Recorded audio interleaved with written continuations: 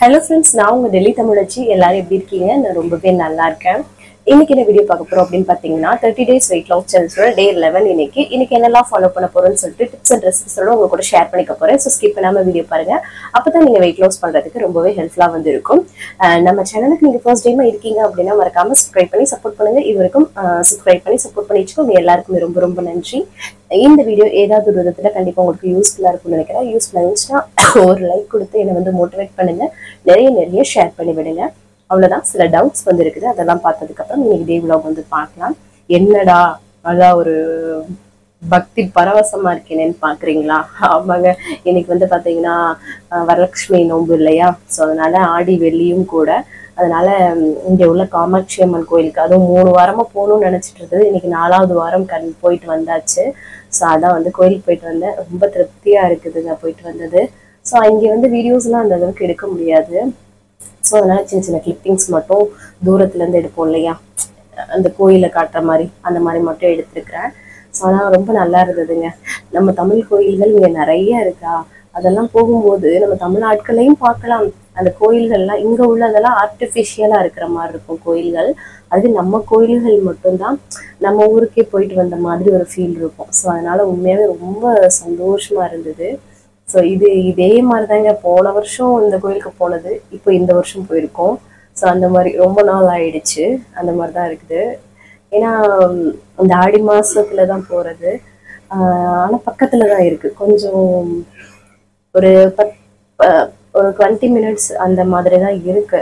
ஆனா என்னன்னு பண்றதுன்னா, பிள்ளைங்களை கூட்டிட்டு நம்ம வந்து தனியா போக முடியல. அப்புறம் வேலை இதுங்களுக்கு இருக்குது, இப்படியே போயிடுதுங்க. 3 வாரம் போயிடுச்சு. இன்னைக்கு 4வது வாரம் போயிடலாம் அப்படின்ட்டு நீ வந்து போயிட்டு வந்தாச்சு. சூப்பரா வந்து சாமி கும்பிட்டு வந்தாச்சு.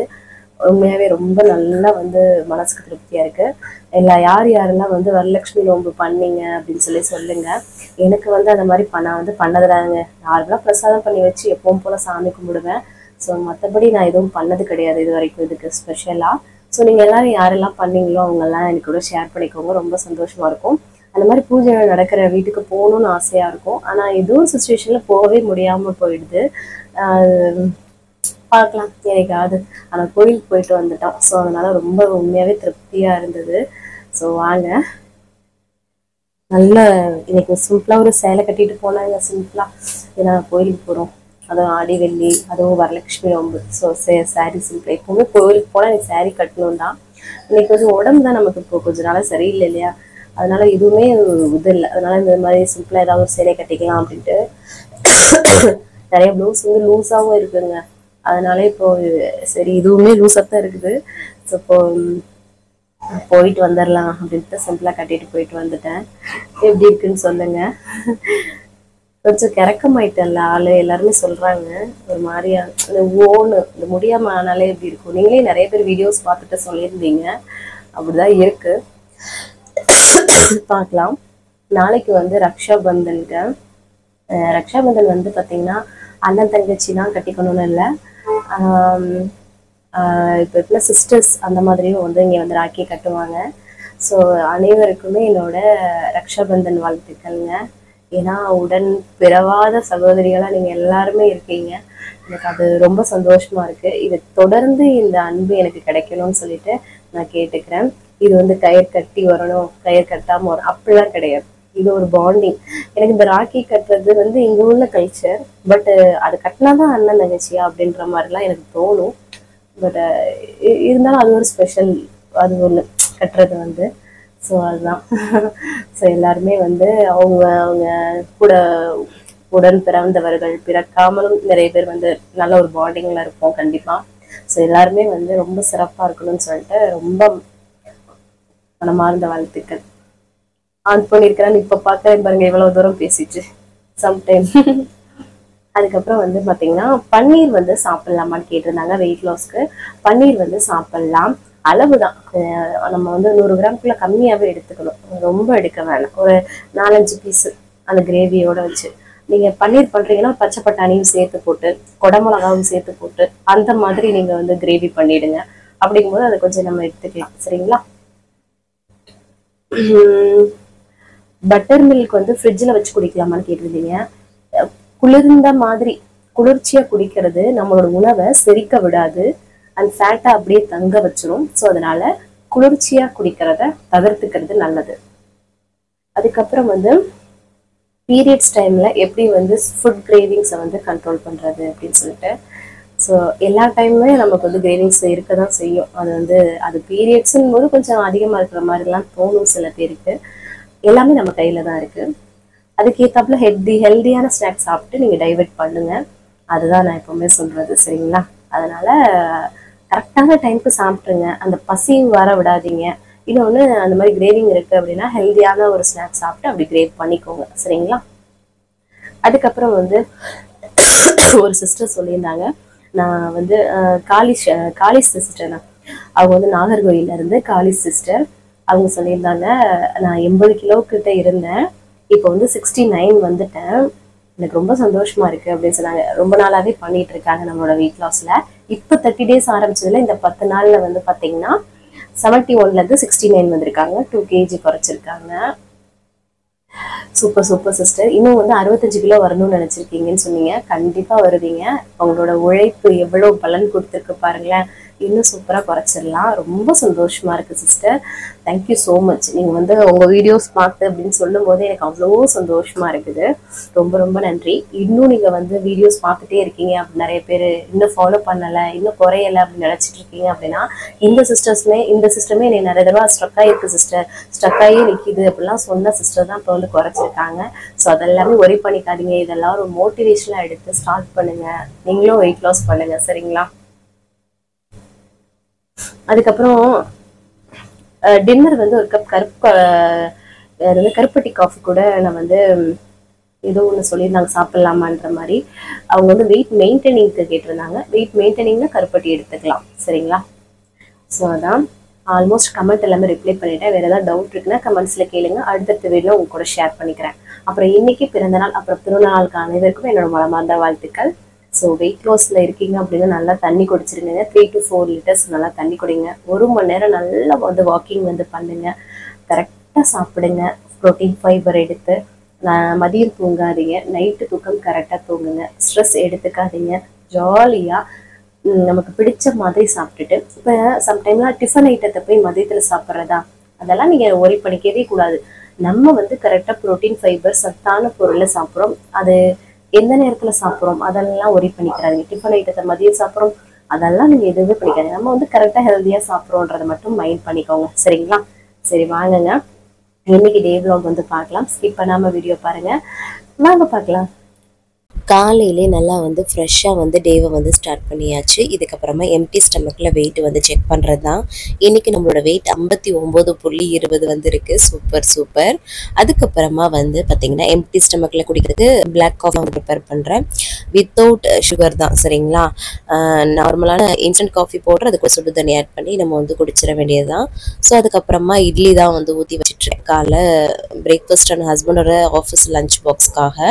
ஸோ இட்லியை ஊற்றி வச்சிட்ட சைடு அதுக்கப்புறமா வந்து சட்னி தான் வந்து வதக்கிட்டு இருக்கேன்.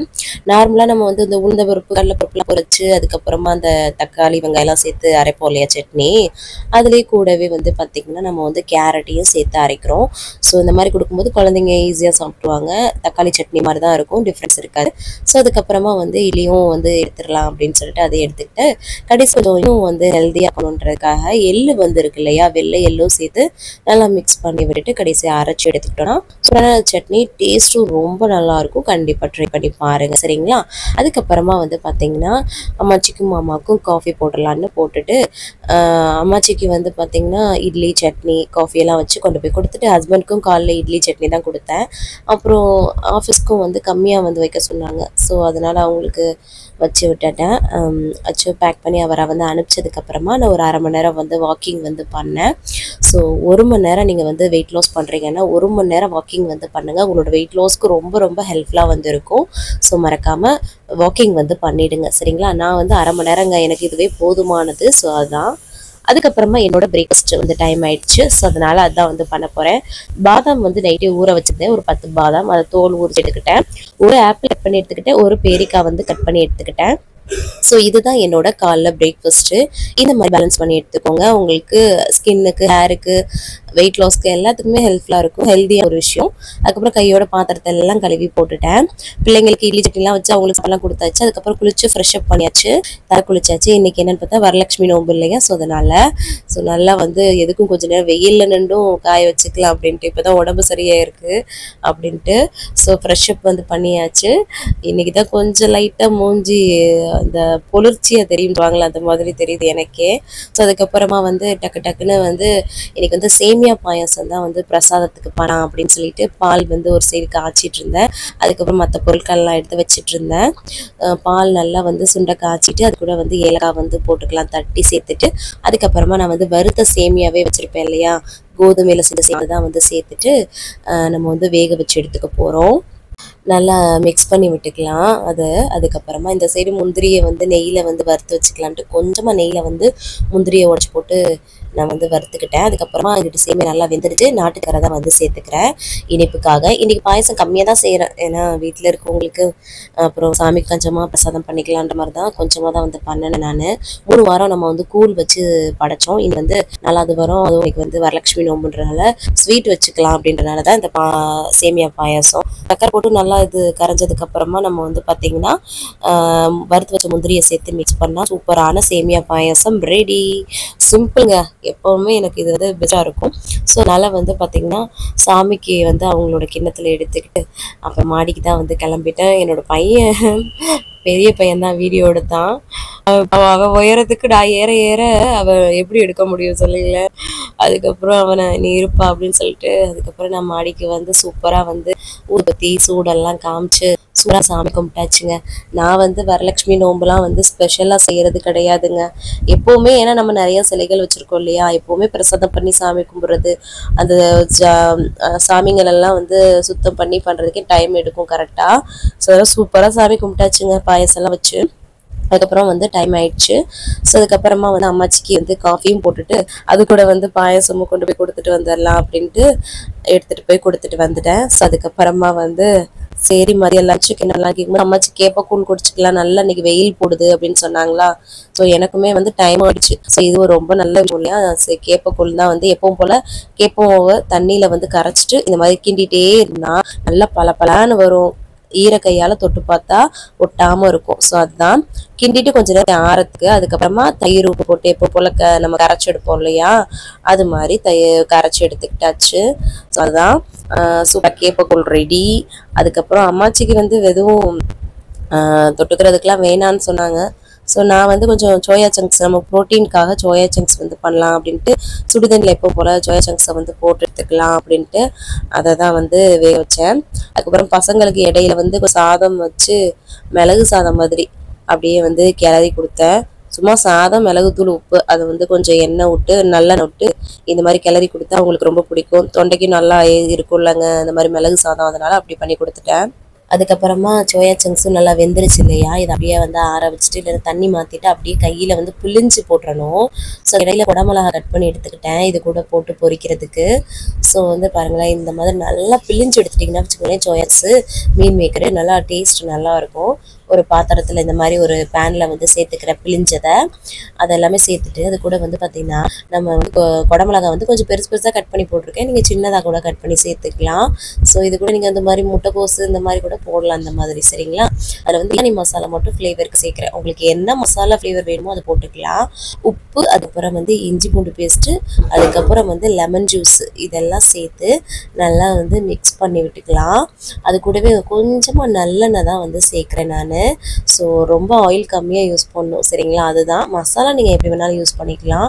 ஸோ அதான் இது நல்லா மிக்ஸ் பண்ணி விட்டுட்டு ஸ்லோ ஃப்ளேமில் வச்சு நம்ம வந்து இது மாதிரி பரட்டி எடுக்கணும். கொஞ்சம் அடி பிடிக்கிற மாதிரி இருக்கும்.